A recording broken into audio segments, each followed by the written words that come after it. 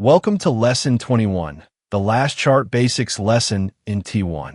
Today we cover an overview of technical indicators. We'll learn 5 things: what indicators are for, RSI, MACD, Bollinger bands, and the rules for combining them. Indicators are helpers. That's literally in the name. On this Bitcoin daily chart, the candles and volume are the main characters. Indicators are just the stage lights that help you see them better. Think of it like buying a used car.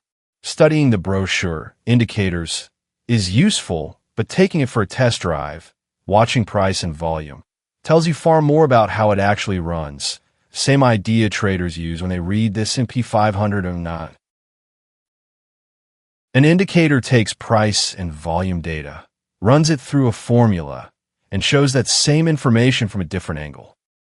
There are dozens of names, but they're all remixing the same 2 ingredients, price and volume, into a different picture. Textbook advice says the more indicators you pile on, the more conflicting signals you get, and that confusion tends to get worse, not better. Every time you add one, ask, does this tell me something the indicators I already have don't? If the answer is no, skip it. As a beginner, truly understanding 1 or 2 indicators beats vaguely watching 10, whether you're looking at Bitcoin, Apple, or the S&P 500. RSI moves between 0 and 100. It shows how strongly price has been rising or falling, the intensity of the move. As a rule of thumb, above 70 is called overbought, ran up too fast, and below 30 is oversold, dropped too fast. It's like sprinting up a subway staircase on your morning commute. When you're winded, RSI is saying the rally is getting tired. Here's the trap. In a strong uptrend, RSI can sit at 80 or 90 for a long stretch while price keeps climbing. Overbought alone does not mean a reversal is locked in. The same way a hot and a thug rally can stay elevated while the Fed is still in risk-on mode. A more useful signal is divergence. Say price keeps making new highs, but RSI prints a lower high than last time. That says the upside fuel is fading and the trend may be weakening.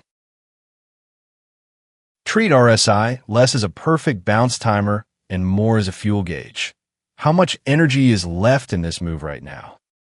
MACD visualizes the difference between 2 moving averages.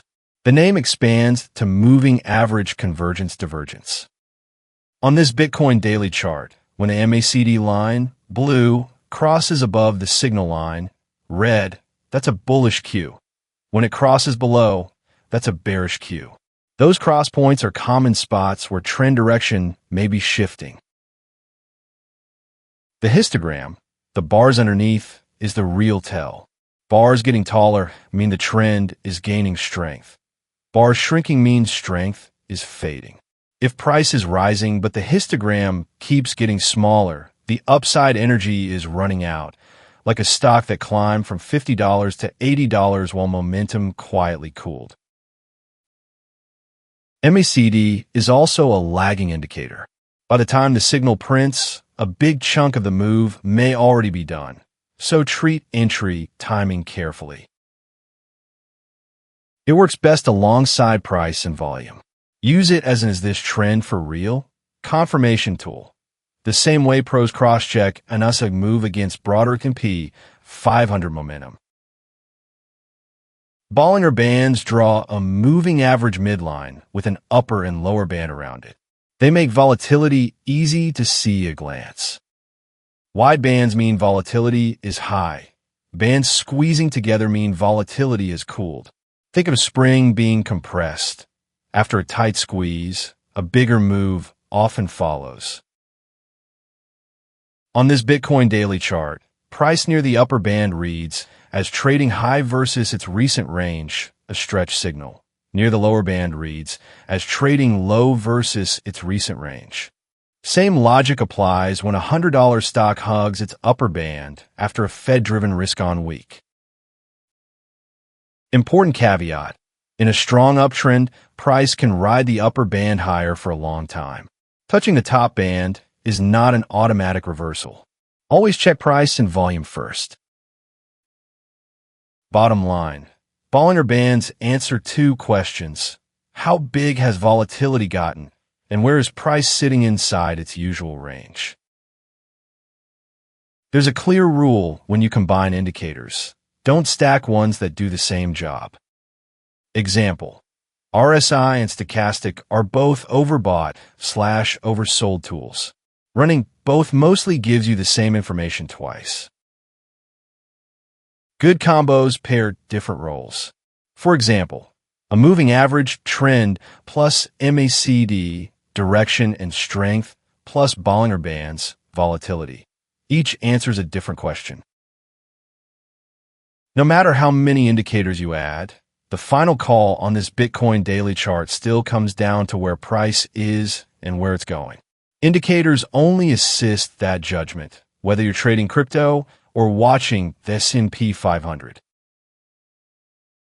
Start by truly mastering RSI alone and finding it on real charts. Add the next one only when you feel a real need. That's the natural path. One more common mistake: selling every time RSI is above 70 and buying every time it's below 30. In a strong uptrend, RSI can stay above 70 while price keeps rising. Always read price first. Indicators are helpers, not the boss. You finished all 7 chart basics lessons in T1. Nice work. Here's a quick recap of what we covered. 1. Reading candle bodies and wicks. 2. Why time frame choice matters. 3. Interpreting volume. 4. Trend versus sideways. 5. Support and resistance. 6. Moving averages. 7. Indicators.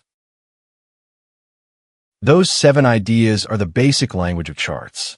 Once you speak it, any chart, Bitcoin, the or stock priced in dollars, start to make sense. In T2, we stand on this foundation and move into how people actually buy and sell, using proven trading approaches. Thanks for sticking with T1 all the way through. Subscribe and like if this helped, and drop a comment with the concept that stuck with you most. This lesson is for education only and is not investment advice.